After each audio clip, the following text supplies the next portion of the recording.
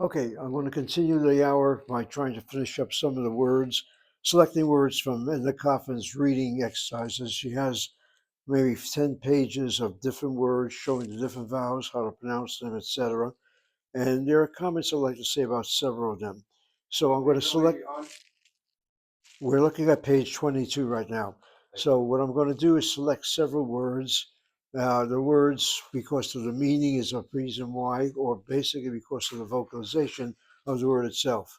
So it is not unusual for a Zev Garber class to begin a word that has nothing to do, quote unquote, with Jews or Judaism or whatever, but deals with the cousins of Jews and Judaism.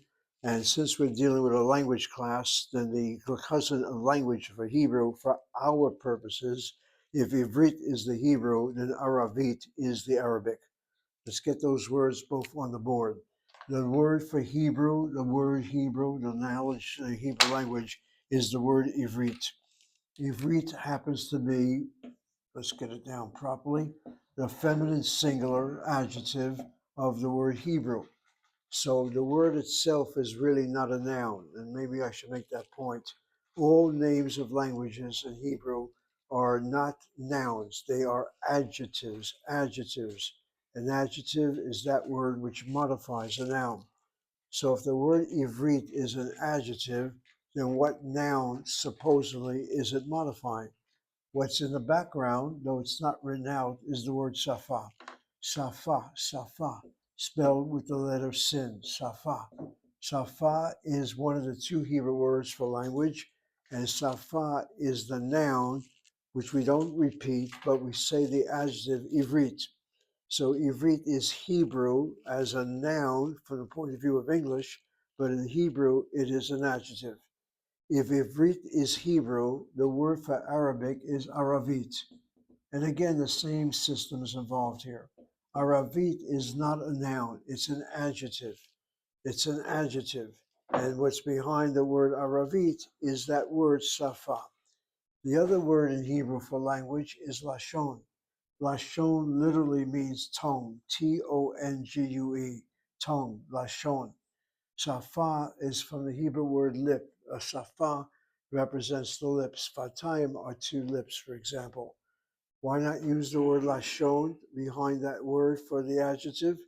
Probably because in Hebrew, the lashon is a sacred language referred to.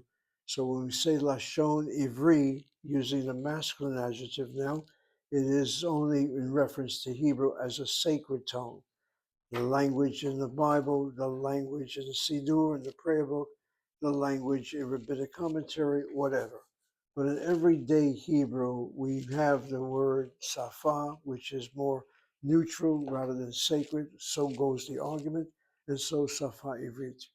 And now the word aravit. Look at the word aravit and look at the word ivrit and let your eyes just look at the consonants. If you notice, the word ivrit has an ayin bet resh. If you notice, the word aravit has ayin resh bet. And ain't it interesting to play upon an English word that now is acceptable, the word ain't, that both words, Hebrew and Arabic, have the same three letters. The difference is the Hebrew goes ayin bet resh, and the Arabic goes ayin resh bet. And I guess I can make a whole theory out of this. The ayin bet resh is also the Hebrew verb that means to pass, to cross over.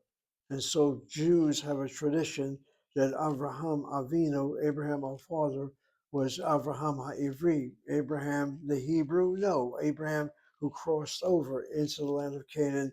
So goes the Masoret, so goes tradition, etc. I find it interesting that you have the same three letters with Hebrew and also with Arabic. And then if you want to be particular about it, Abraham had two children, I guess, at the beginning, one from the concubine Hagar, associated with the Arab world, and the other from his legitimate wife Sarah, associated with the Jewish world. So Abraham is the father of both the Aravi and the Ivri. So language teaches us a little theology, a little tradition, a little wisdom that we otherwise don't have. Back now to Hebrew. The word Aravit, to break the word into syllables, you begin with your consonants, The ayin letter has a chatapata 100. The chatafim are found only with laryngeal letters. So the chatapata is not a true vowel, it's a half vowel. And so we indicate it with the letter ayin following its consonant. The syllable does not end with a shvana or its replacement, one of the chatafim. You go on with the next combination. The resh has a kamatz under it, and here's where you stop. The kamatz can either be a medial kamatz, and if so, it's either an open or closed syllable. And if it's a closed syllable, it has to be accented. If this is a short kamatz, it definitely has to be a closed, unaccented syllable. So if you're not sure where the accent is, look at the next combination. You see the long kirik being closed? A long vowel closed needs to be accented. And so we know how to divide the syllable. CI and CV, medial kamatz, one place removed from the accent, which is CVC. And again, my dear students, wherever you're seeing this Hebrew talk, make sure you go over a review, so it becomes natural to you. Look at the two letters here. They're Begakefet letters or Begakafat letters. They are not plosive if they follow a vowel or a half vowel. The bet letters of vet is following a vowel. The tav letters without the dagesh kal is following a vowel. That's how you see it. Excuse me? Plosive means? What does plosive mean? Plosive is dagesh kal. Oh, You okay. explode the letter. In other words, the bet letter is plosive. Without the dagesh, it is continuant. It's ba, ba, ba, ba, va.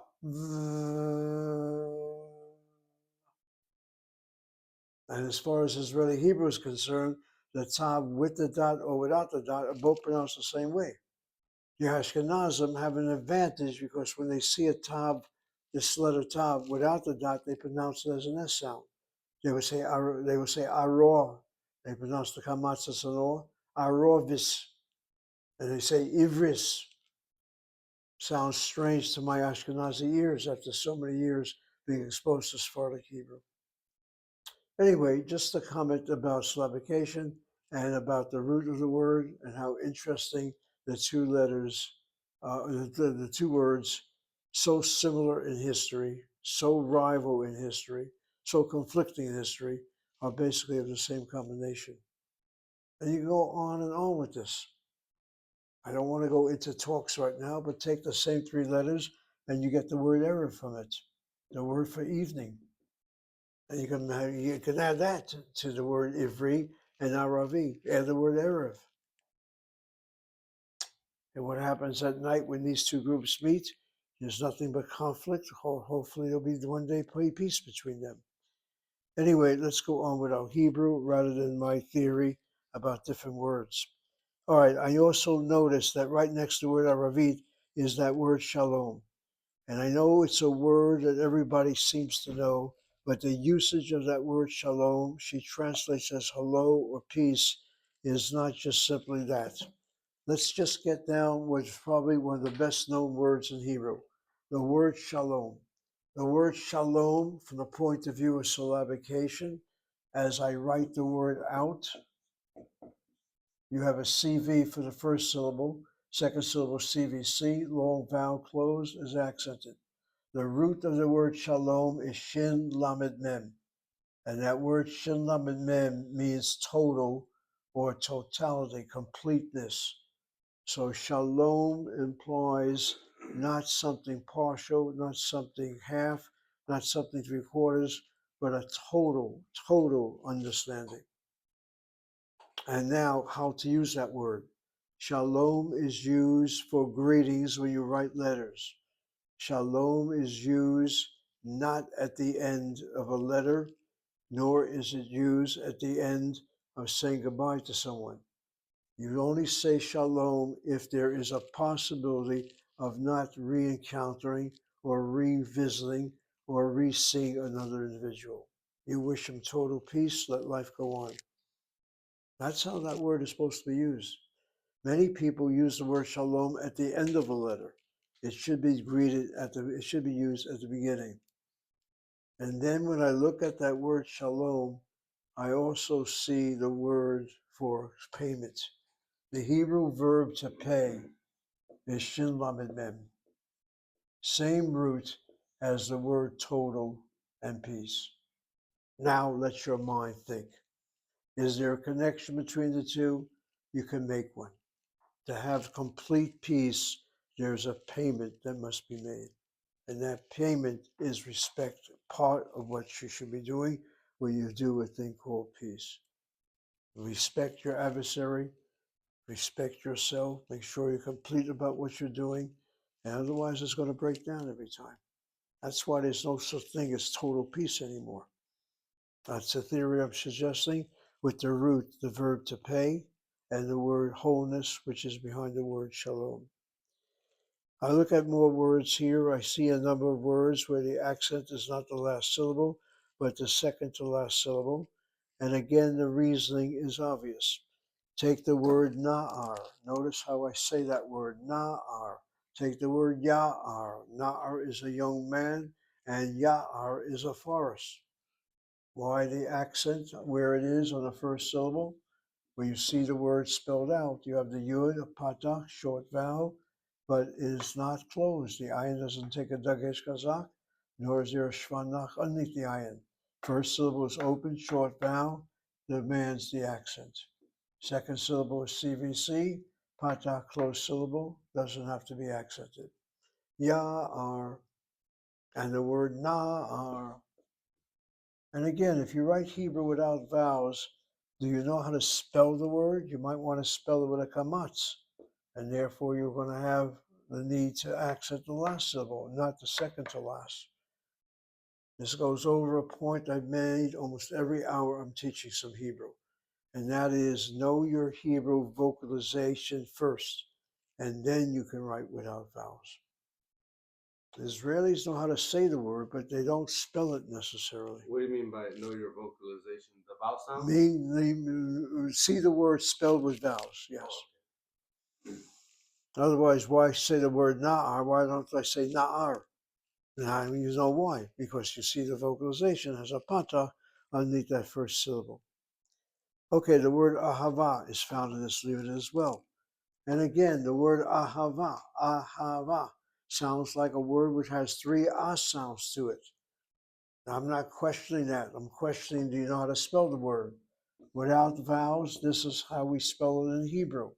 With vowels, a chata patach underneath the aleph, a kamatz underneath the hey, a kamatz underneath the second hey, ahava.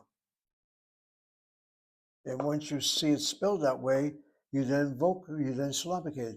C ayin, you then go on with the next combination, CV, and the last syllable CV, and if the last letter is a letter hey, as we told you, it is a vowel marker. Ahava comes from the word to love. And it's interesting, let's make another point right now. The root letter of love is also the root word for like. Hebrew does not distinguish the two English words to like and to love. How do you say to a female, I love you? Ani ahava at? In the case of a male or female, Male talking to female. The male will use the word ani ohevota.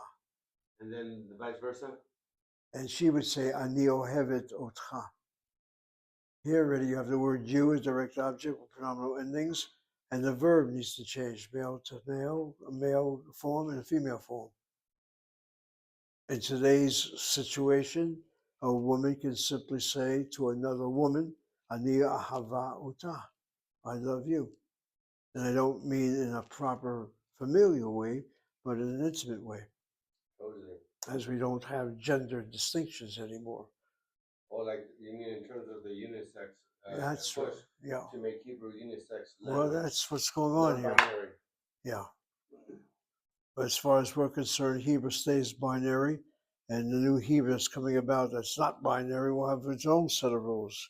That's not the Hebrew that we're teaching. Okay, I'm now looking ahead here. So everything looks okay. The word dod, we already spoke about that word. The word oni, we spoke about that word. Okay, I'm now looking to the next page here. I see a number of words on page 23. There is one word before we get today's hour where I checked in the dictionary. The word that translates as blouse or shirt, blouse or shirt. Interesting, a blouse we normally associate with a female garment, and a shirt we associate with a male garment. Not all the time, but just a normal association. The word is chutzah. As I see the word spelled, as I see the word spelled in the Coffin's book, she spells it with the chet, the shuruk, and then goes on. And if that is so, then you pronounce the word, watch what I'm doing, CV is your first syllable, and then the next syllable should be C-I-N-C, C-I-N-C-V, and hey in brackets.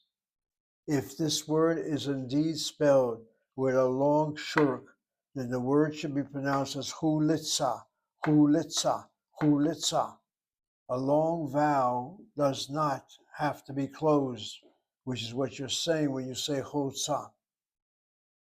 I know of no Israeli who says hulitza, but that's the spelling that Edna Coffin gives for both the unvocalized Hebrew and for the vocalized Hebrew. Except Zev Garber knows a little bit more than that. I double checked the dictionary, and sure enough, the dictionary has the spelling as chutzah. Watch what I'm about to do. Spelling with vowels, which is the way we know how to spell the word, there is a short kubutz, not a shuruk following the chet. If that's the short churuk, then that shva anita lamed is a shvanach. And that gives you the permission to say hul, hul. The lamed is blended to the u sound to have a closed syllable for a short vowel to be regular. And that explains why we say hulsa. Second syllable CV with C in brackets. What this dictionary then does is to give both spellings. It gives it with the spelling with the shuruk, and it gives it with the spelling with the kubutz. But this is no doubt the proper spelling if one is going to say the word chutza. If this is how you're going to spell that word, then you say the word hulitza. Now let me go a step further. There's two pronunciations. It depends on how you spell the word. There are two translations of that word in English, a skirt, or shirt rather, or blouse. So the distinction with those between those two is a difference in spelling, but right here it's shown as I don't think so. The reason why a blouse or shirt is because there's something on the garment that you wear on the upper part of your body, I guess, can be interchangeable. Some people call it a shirt, some people call it a blouse. I doubt, Baruch, that you walk around with the shirt that you're wearing and saying, "What do you think about my blouse?" That's usually feminine in gender. Well, because that's what you associate it with. But the two words are interchangeable. The way it is given in translation, as far as her book is concerned.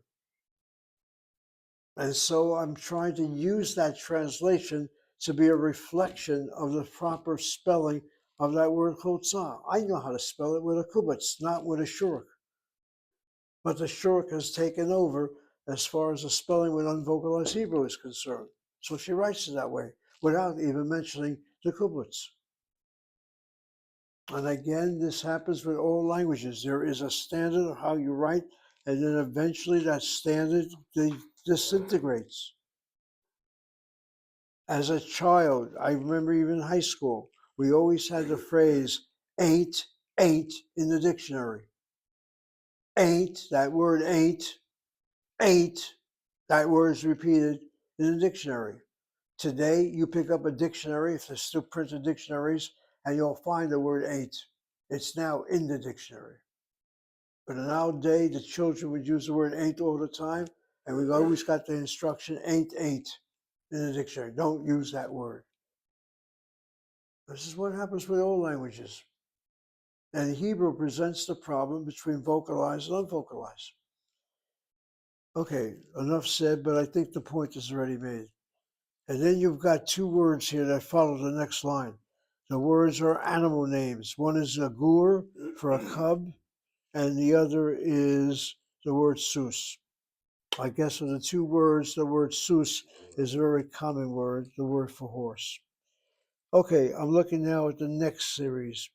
The word tiyul is found here. I want to say something about that word tiyul, and I want to say something about the word bira. Okay, the word tiyul. Again, when it comes to writing without vowels, I'm going to double check Edna Coffin as I need to look at her way of writing to get the unvocalized Hebrew down. Let me double check that word to you. No, she writes it the way she writes it. All right, what she does is write the word out like this. And when you write with vowels, you put a chirik. That yud there is going to have a dagesh chazak if you're able to see it. And so you have a short vowel, CVC, closed by the W of that yud. The second yud starts the next syllable, which has the long vowel, tiyul. Tiyul is a common word in Israel. Tiyul means a hike. It's also an abbreviation or a substitution for the word vacation. Whenever there are a few days off, Israelis do what? They don't stay at home. If they're able to, they take a tiyul. Is a vacation another name? Well, vacation, not in the sense that we have in mind going to a hotel. Or like on a trip? A trip, basically go hiking, going on, I guess, in the field somewhere. An outing. Yeah. And it's very popular, particularly during the weeks of Passover. A tiyul during Passover is very popular. A tiyul during Sukkot is very popular because it's not 1 or 2 days. You're talking about 4 or 5 days with the Chol Moed, the secular days of the holiday.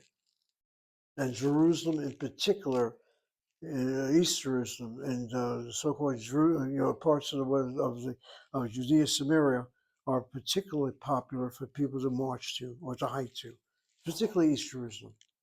People come from all over Israel. Anyway, the word tiyul, and the plural will be tiyulim. All right, with that said, the next word I had to comment on is the word bira. The word bira has a spelling that can be confused. The spelling is the same as I write the word on the board.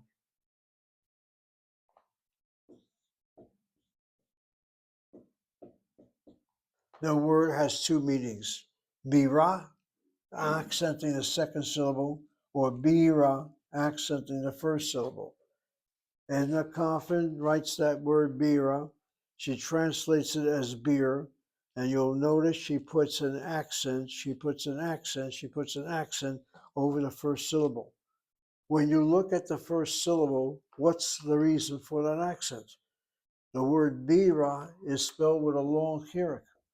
A long chirik in an open syllable is regular. Why is it accented? This is unusual to have an accent over a regular syllable like this.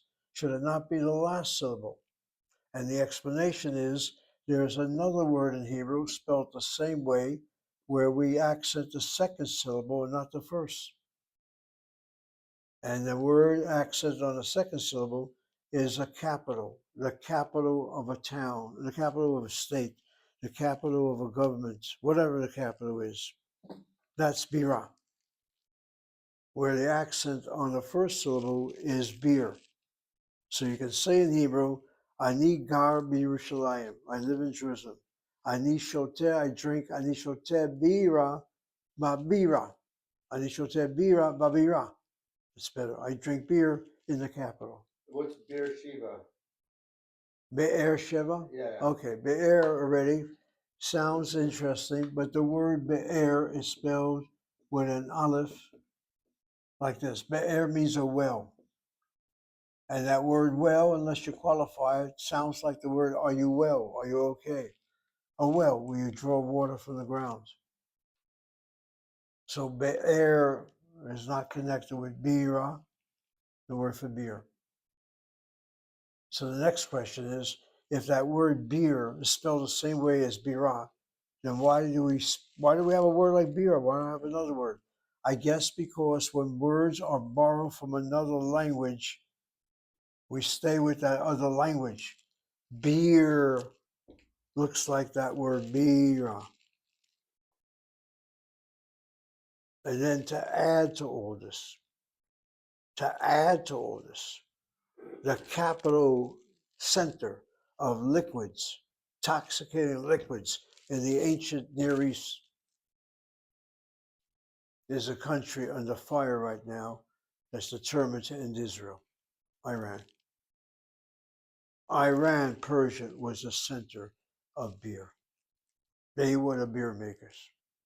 Go figure it. And if I'm not mistaken, in the Quran, if you're an observant Muslim, I'm not sure, you can't drink liquids. But they could sell them.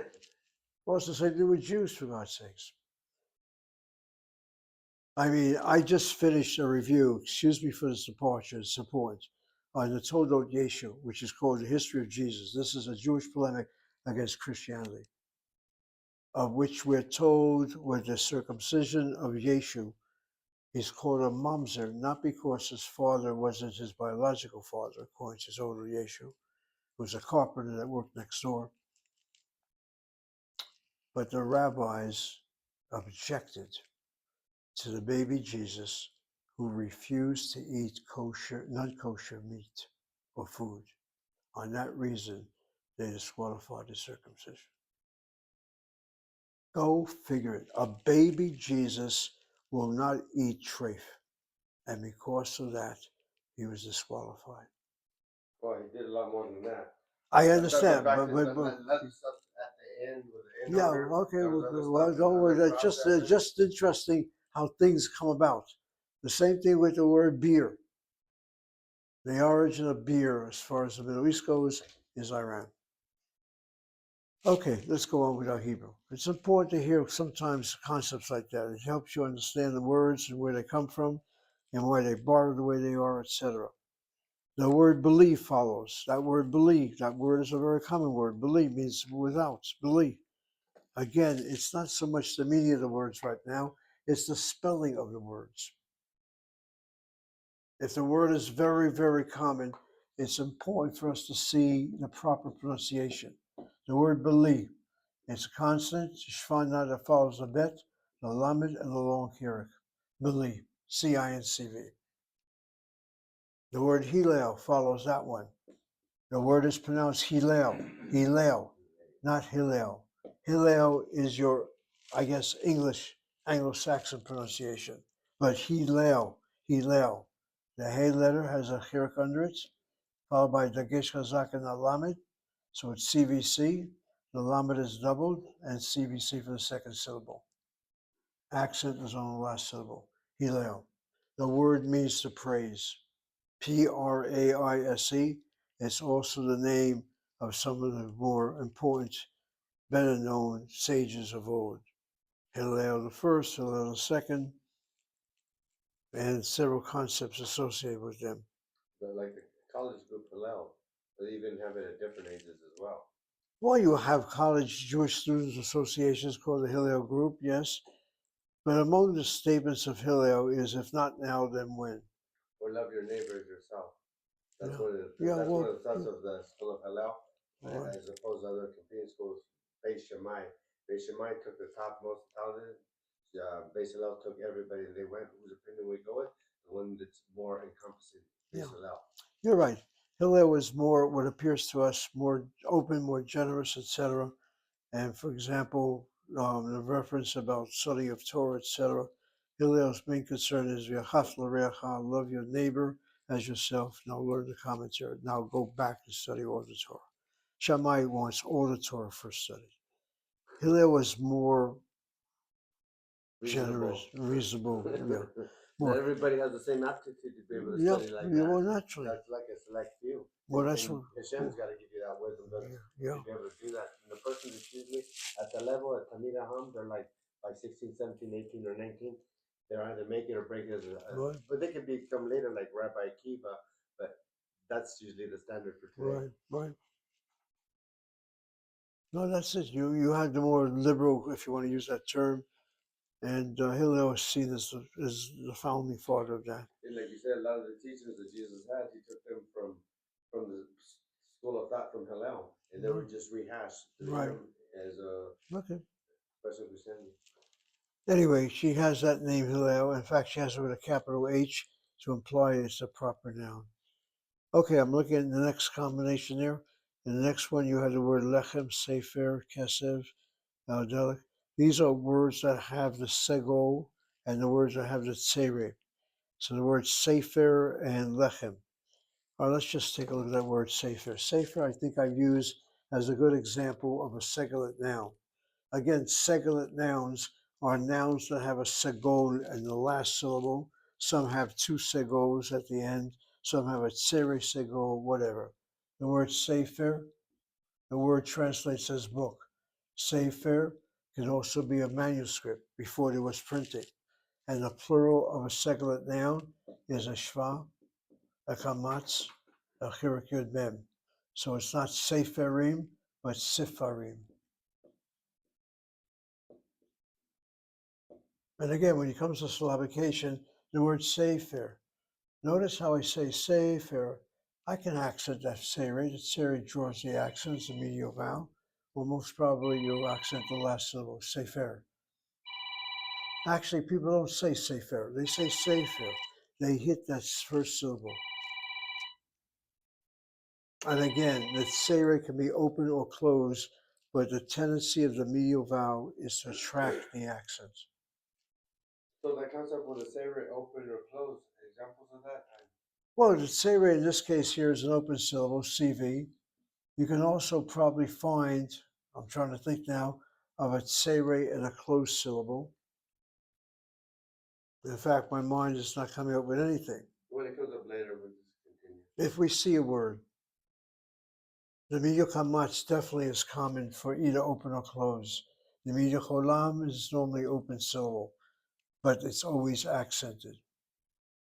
And the seri, I guess, is also open syllables. Anyway, let's just continue. Next word I see there is the word lechem. Lechem is that word for bread. And if you look at Conference book, she has, not all the time, the tendency of showing if the word is not accent to last syllable, then second to last. Just looking at this word, you can see CV, short vowel, sego, nothing closing it in the chet letter, doesn't take a dagesh kazak. There's no shvanach underneath the chet. Syllable is open, short vowel, irregular, accented, and CVC, second syllable, is closed. Short vowel, closed syllable is regular. And that word lechem we associate with the word milchama, the word for battle, war if you want. Namely, fighting for what? For the land that produces the bread, that produces survival, I guess, as a result of the food that comes from the land. Okay, let's go on right now. The word kesev is the next word. Here is a word that translates as money. The word is not money. Let me now show you where advance of a language is responsible for the translation I'll use. Back in the day, there were two words. One was sahav and the other was kesev. Kesev was translated as silver. Zahav translated as gold. This was your monetary exchange. In the course of history, that word silver somehow becomes associated with money. And so today we use that word kesev to translate the word money, not just silver alone. Again, two syllables, CV and CVC. So if you were to say blood money, you would say kesef domim. I guess so. Or dam kesev. There must be a phrase, I'm not familiar with it, but what you said makes sense. The word dam is blood, kesev is money. But I would put the dam before kesev, dam kesev. To be grammatically correct. There will be another word that's used, that's what we call blood money. But definitely what you said makes sense with the word blood, dam. Dam, that's probably where the English word comes from, to damn someone. Very good. Notice what you're doing, Baruch. You're taking a good English word, I guess, Yeah, man. and then reading into it the word Hebrew dam, and so damning would indeed mean calling for someone's blood. But this already is taking liberties with two different religions, not related. One is Semitic, one is Indo-European. But that's a universal word. Like Yeah, well, damn, no, yeah, you're no, damned, you're damned. no, That's like no. that you get tired. It's not like not a positive thing. Well, put it this way: the word somehow is used in Israeli English. Let's use this argument in which the teacher would tell his students or her students, you know that word "damn." We can think of it also associated with the word "dam," our Hebrew word "blood." Whereas in reality, there's no relationship in other whatsoever. It just sounds the same. And then there's a dam that holds the water. If the That's dam right. breaks, That's right. Yeah, you go on with this. Whereas English, you can do that too, but in Hebrew, when you have words that sound the same, have the same spelling, the chances are they are related. That's the beauty of Hebrew roots. Okay, let's go on now. The word kesef, the word zahav. All right, I now look further for some more words that we can play with. The word I see now is the word semed. I'll get to that word in a second. Yeah. Before I get to the word semed, the last word that's found on page 23 is that word shalem, complete, whole. See how she translates that shin lamed mem? I went into it without realizing that she had a word that I could have easily used when I talked about the word shalom. I used the word shalom to pay. I used the word wholeness in that sense as well. And she's giving you what is a verbal form, or it can be noun too. The shin, the lam, and the mem. underneath the lamed is a sere It's a or tzere, yes. It's a oh, tzere. shalem. Oh, okay. Shalem. That's what like the in America the programs are named Salem Shalem. If there's a stadium by that name, it's probably named after a family that donated the money for the stadium. No. The town of Salem where they have Oh, Salem, Salem, Salem. the witch All right, hunt. Salem, S-A-L-E-M. Yeah, Yeah, I okay, was saying it in Hebrew. Yeah, okay. Salem. Well, look, you can play with games right now. I mean, you don't play with games. You can take that English word, if it's English, Salem, you have the Hebrew word Shalem, and say, you know what? There's a connection between the two. You got the mem and the letter M. You got the lamed and the letter L. You got the S, which is like the sin, and you got the shin. Is there a connection between Salem and Shalom? And then you say, how can there be? One is so negative, let's assume, or witch, or whatever, and one is so positive.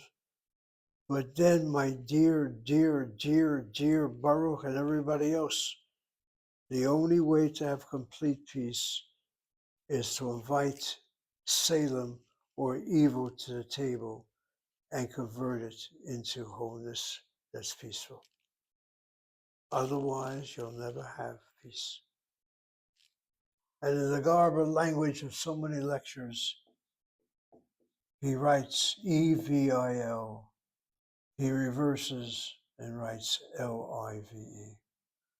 For you to live, you get used to the fact that evil is part of your life. Convert it now to something positive.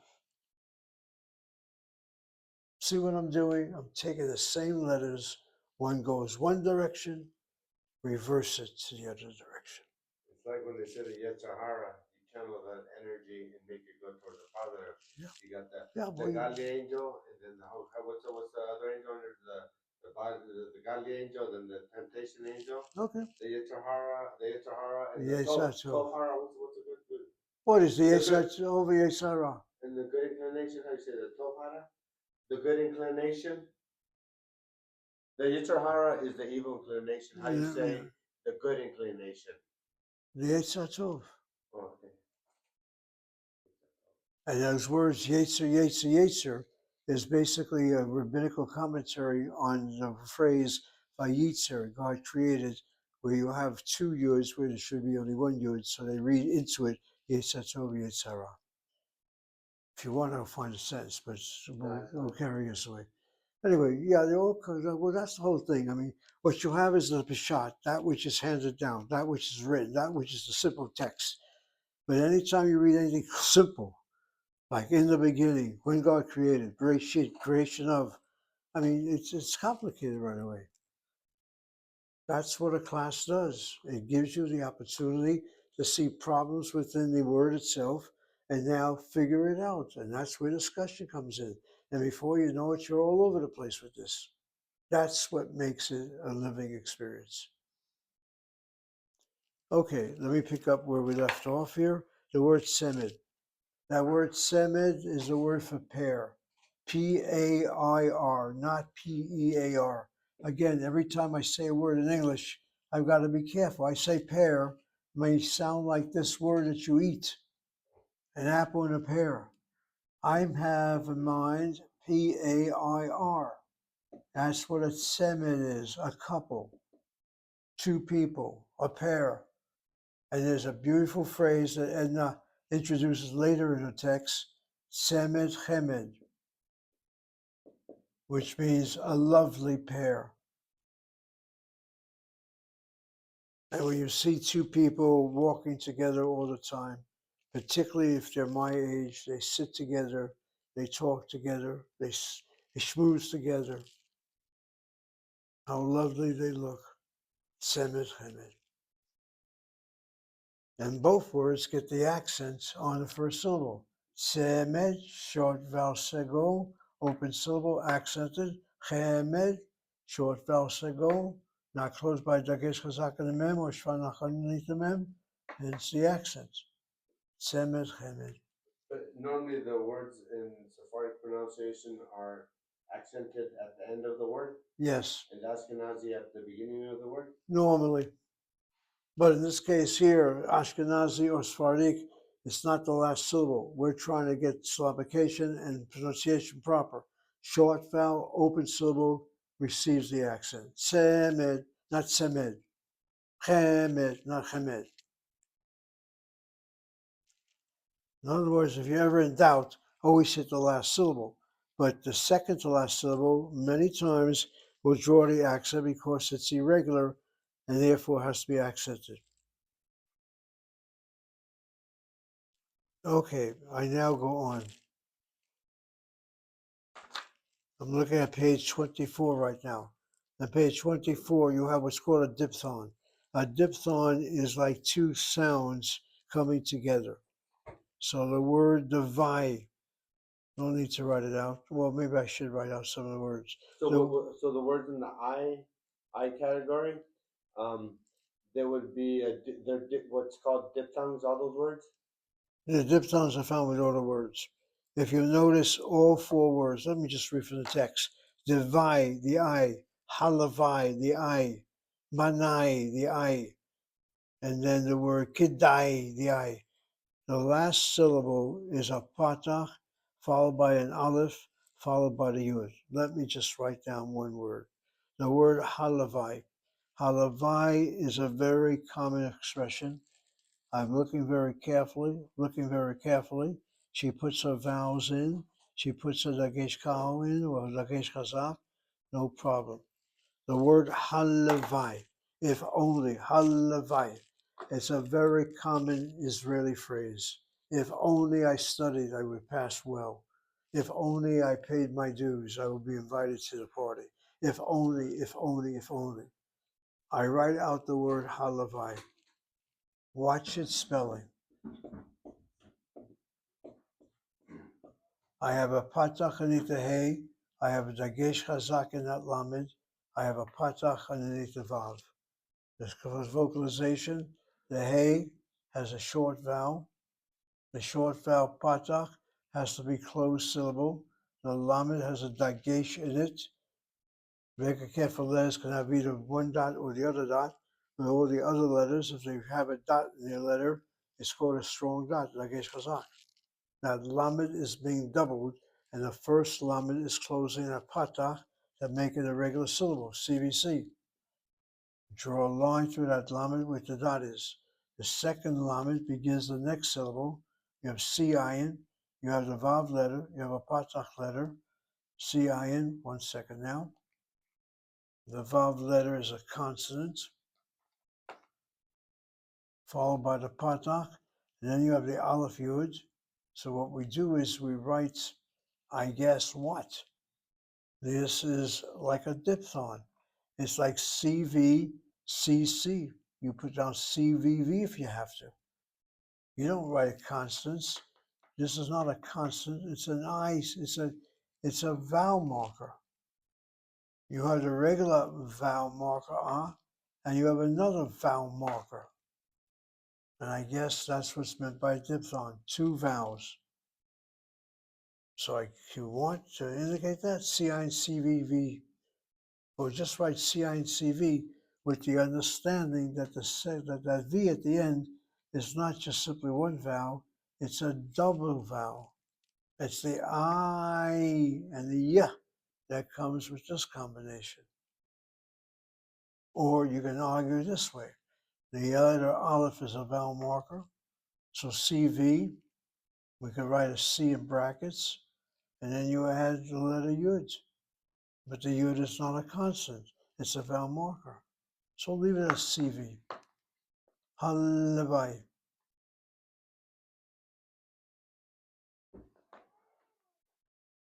Let's take another one. It's very important that you hear with both ears and see with both eyes.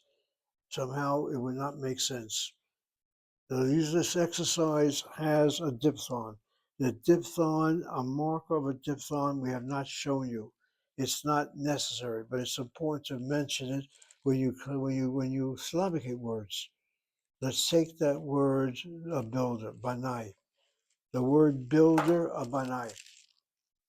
Watch now how I develop it. The word builder comes from the word to build. The Hebrew word to build is bet nun he. It's a verb, and you conjugate it. The present tense, tahu boneh, bonah, bonim, bonot, salam, hey verb, etc., etc. The noun of that word is banai. As I write out the word, watch what I'm doing. I have my bet with a patach. I am closing that bet with a dot in the nun. So it's CBC. The nun has a patach under it, and then it has this combination. The Aleph Yud is another vowel. Nothing is under it. It's not, these are not consonants. That's a diphthong. It's an I sound. Leave it as CV with the explanation. It's not just one vowel, it's two vowels. If you want, make an attempt to write another V, CVV. It looks like it's skipping. It skips from the kamats patak. It skips a letter and it goes to the next letter, which would make that sound. So you're saying it makes it double after the nun? The nun letter is not bana, it's banai. So you might say, if it's banai, then why don't you write CVC? Banai. But by writing it as CVC, then you would say that the second letter, meaning the aleph or the yud, whatever, is a consonant. It's not. These are vowel markers. It's like a patak with two vowel markers. The word banai probably had a vowel underneath the aleph. I don't know. I do know you spell it with an aleph and with a yud, so it implies that the aleph must have had a sound written under it. We lost that sound. So now we pronounce it as if there were no aleph and only the aleph and yud are pronounced now as one big sound, i.e., with the patah. What sound would it be if there was not the aleph and only the yud? If it was just the yud there, you also say banai. Same sound. Yes. But the fact, Baruch, that an aleph is there implies back in the day some kind of sound was attached to that aleph. If the aleph was not meant to be a marker with a vowel, then it should be a constant vowel marker, since all of a sudden words are a constant vowel. But then we add a yud to it. It's that yud that gives the sound of I, the y sound. The proper spelling should be, I guess, by the sound alone, manai, just the yud. But it's spelled aleph yud. Get it? If I say Banai, that's how I spell it. Why add the aleph to it? The aleph must have been there because it had a sound. It's like the word stav. Again, that word stav for fall is spelled with yud vav, but the yud has no sound anymore. So people will spell it, as the dictionary has as well, like a vav, dropping the yud. But without the yud, Coffin doesn't spell it that way. She spells it with a yud. And if I didn't know any better, I pronounce the word as stive, giving a y to the yud sound. There are words which have letters or vowels, or mainly letters, which no longer function, but the letters don't get dropped. All I can say is this is a diphthong sound. Okay, no need to go any more than that because it gets more confusing. It's just what it is. And then we have next thing, the ones with the A sound. The A sound are the markers here of a construct plural. The word in the plural and the construct. Well, not all of them. So let me correct myself. I'm looking at the word bait. I'm looking at the word shemay. Let's just take a look at this. The word bait itself, if I were to do analysis of that word, Hebrew nouns we already mentioned are three different stages. There's the absolute form of the word is bayit. Again, let's use a syllabication. Bayit, the accent is on the patah. Short vowel patah, not closed by dagesh chazak in the yud, nor a vowel underneath the yud, as a chirik the yud does. So it's a short vowel, open syllable, irregular, draws the accent. Bayit. Second stage is habayit, the definite article, the house, the definite state of the noun. And then the third state is house of, the construct, which is the word bait. You would not know that unless it's told to you. Bait does not mean house or home. It means house of, home of. Beit B'Tzalel means house of B'Tzalel.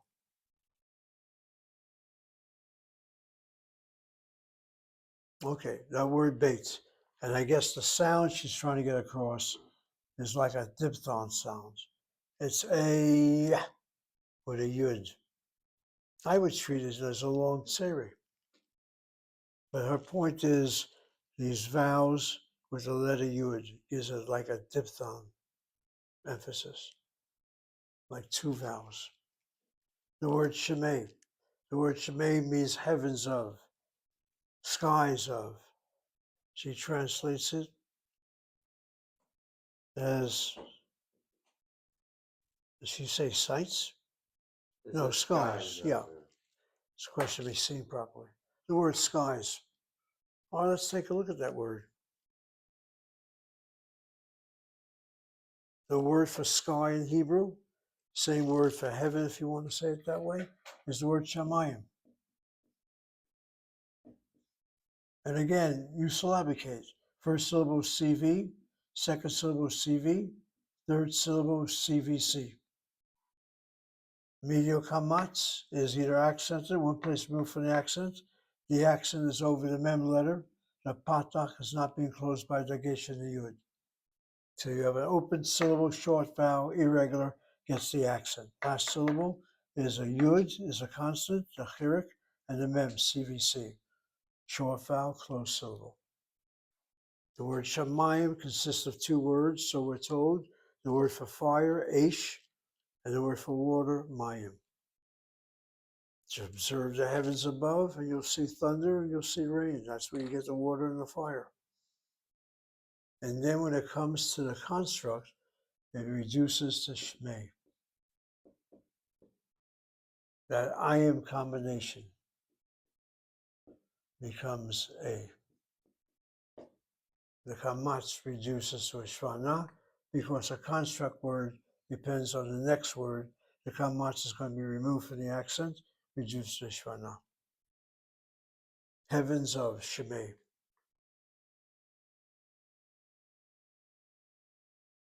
It's not easy to learn this, but when you do see it, you can almost sense what we're saying. C-I-N-C-V. And if you want to be particular, there's like a diphthong.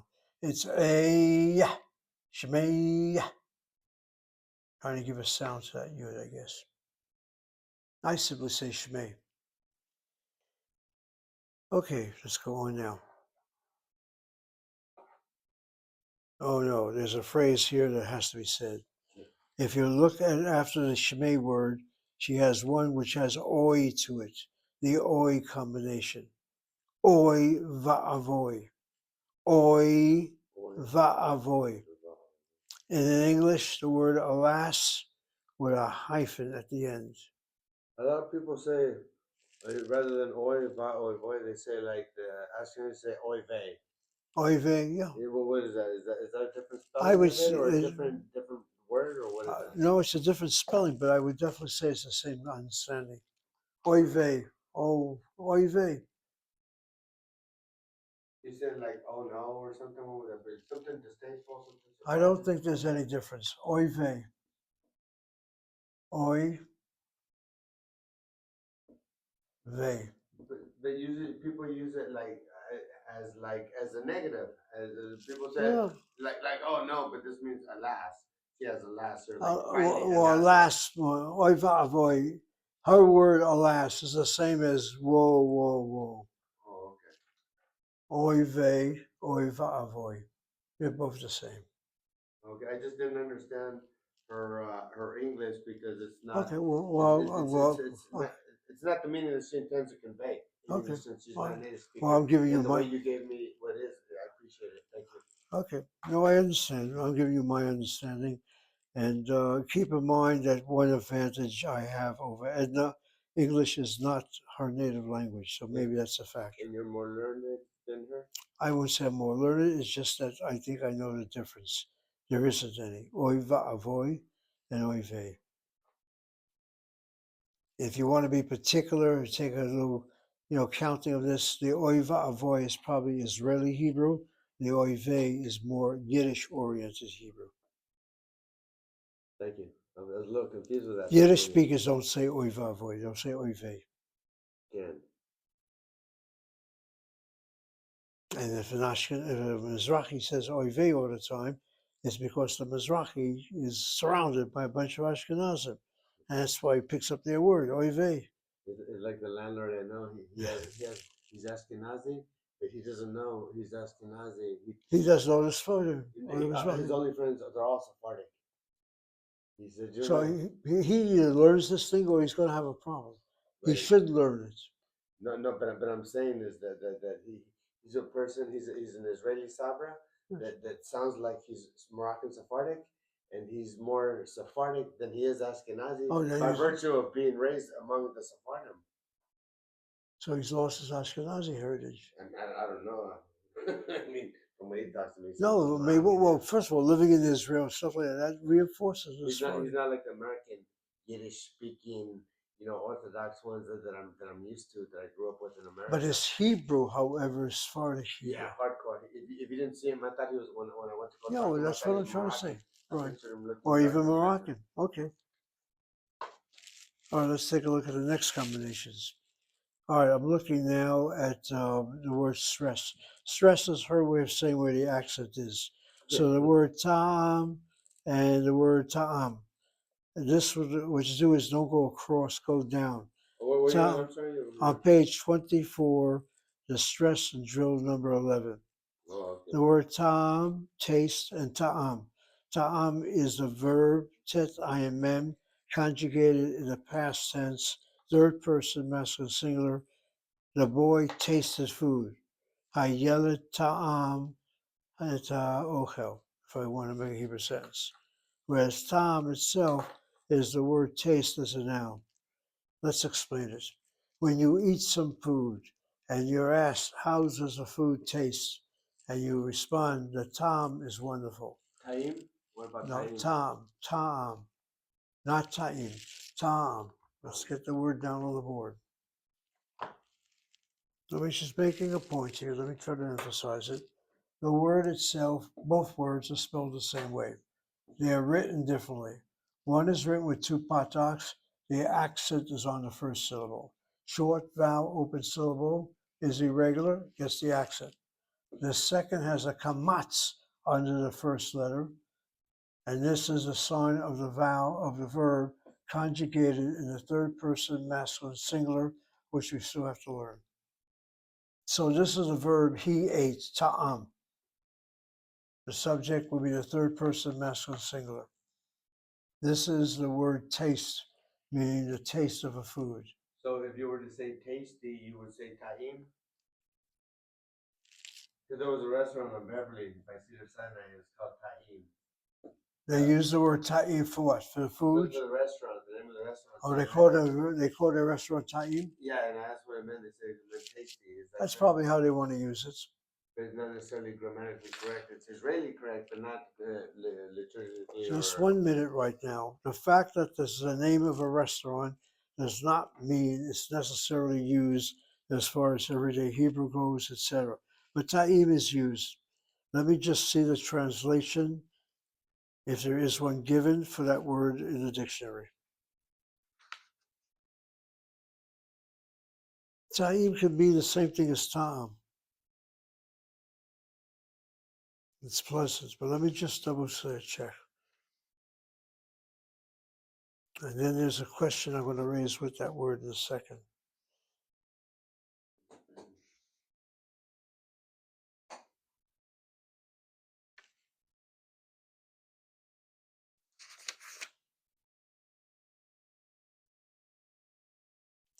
Okay, I've got the page now.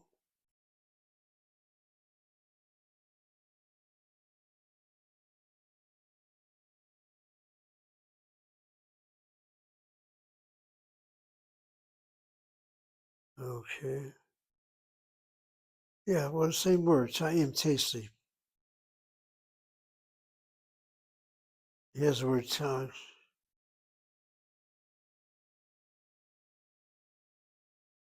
Interesting. All right, according to the dictionary, the word ta'am translates as flavor. And the word ta'im translates as tasty. Flavor and tasty. Edna Coffin translates the word ta'am as taste. So it should be or could be. All right. Flavor. Okay, let's just get it down. The word ta'im, using that the restaurant's name, is the word for something that's tasty. Ta'im. I'm claiming that the word ta'am is the word taste as well. In other words, it's like the word tasty. The ta'am is good. You also use the word ta'am when you hear a lecture. Was the lecture good or not? The ta'am was great.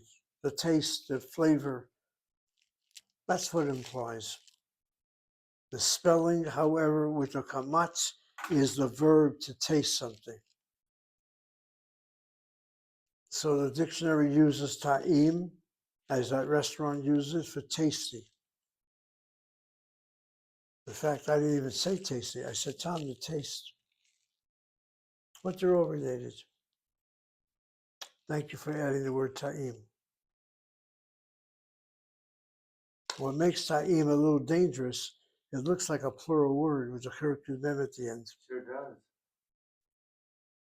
But then again, a restaurant, my friend Baruch, does not sell one little item. All its items are tasty. So maybe that's why the plural is there. Or the products could be either feminine or masculine. Or not just that. Or there are words in Hebrew where you have a singular word which incorporates many items. Like in English, the word news, N-E-W-S. In Hebrew, we use the word chadashot in the plural. In English, we use the word news, N-E-W-S, as a singular corporate word which embraces different items of news. There are words which are singular in appearance or plural in appearance, but have many components to them.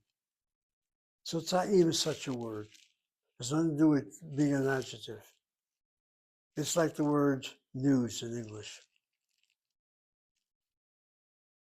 Okay. One question. So you said The segol, you said earlier, segolate nouns are nouns that have the segol, the segol at the middle and end of the word. So if the word has a segols at the on the first letter of the word, those would not be No. included as part of the definition of a segolate noun. That's right. The segolate nouns, let's just go over this very quickly, are the following combinations. There are 5 types. There is the sego-sego combination. And let's use an example by each one of them to remember it, such as the word yeled. There is the sere-sego, such as the word sefer.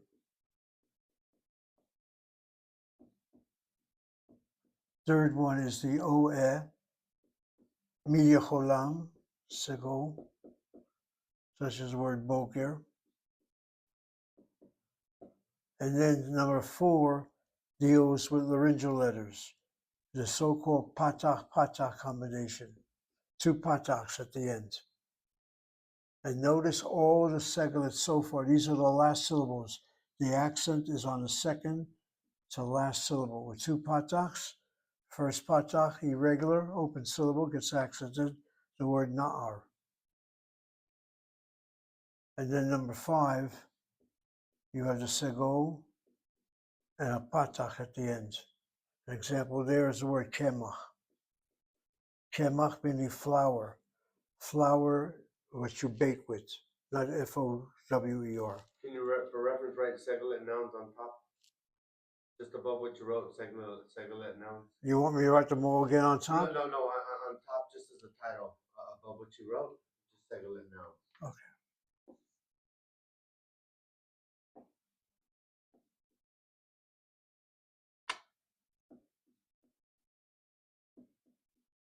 Now, what makes the segolate nouns all interesting is that every one of them in the plural is this combination. Shva, kamatz, kirikud mem.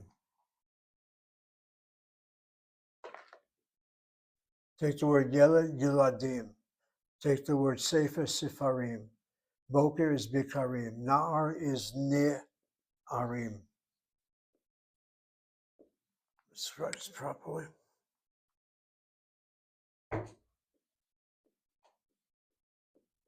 And flour will be kimachim. That's what makes the segolate unusual. They have that formula for the plural. But these are the 5 forms. I'm looking at, so the first one had 2 segols. Right. I'm looking at number 4, it has no segols, and yet it's still considered That's a because of segolate noun. laryngeal letters. Laryngeal letters. Laryngeal explain letter that again? causes, if a laryngeal letter is found from the second to last letter of the word, it'll convert the patach, the sego before and after, into patachs. And the laryngeal letters are the aleph, the ayin, the hey, and the chet. in the resh or no? Not the resh. Oh, okay.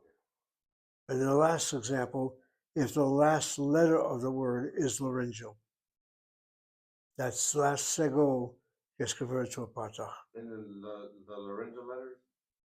Aleph, ayin, hey, or chet. Kemach is one word, tzemach is another segolate noun. Tzemach is flour, F-L-O-W-E-R. See what happens? That chet letter affects the sego before it, causes it to become a patach. Zemach, but it's flour.